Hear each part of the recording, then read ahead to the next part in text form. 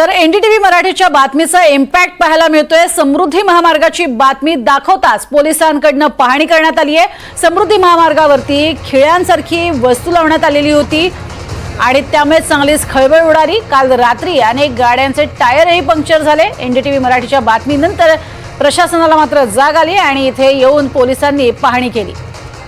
रात्रीतनच त्यानंतर ही बातमी दाखवल्यानंतर जे खिळे आहेत ते काढून टाकण्यात आलेले होते। कटरने ते कट केलेले आपल्याला पाहायला मिळत होते। मात्र अतिशय शिस्तबद्ध अशा पद्धतीने लावलेले हे खिळे नेमके कशासाठी आणि तिथे कोणत्याही पद्धतीने वाहतूक पोलीस उपस्थित नाहीत किंवा बॅरिकेडिंग केलेलं नाही हे का, यावरून अर्थातच सवाल उपस्थित केलेले होते एनडीटीव्ही मराठीने। या ठिकाणी हा प्रकार घडलेला आहे। तर त्या ठिकाणी मेंटेनन्सचं काम चालू असताना म्हणजे जवळपास मागच्या 8 दिवसापासून हे काम चालू आहे। लेन नंबर 1 वरती काम चालू आहे। लेन नंबर 2 आणि 3 ह्या सुरू होत्या।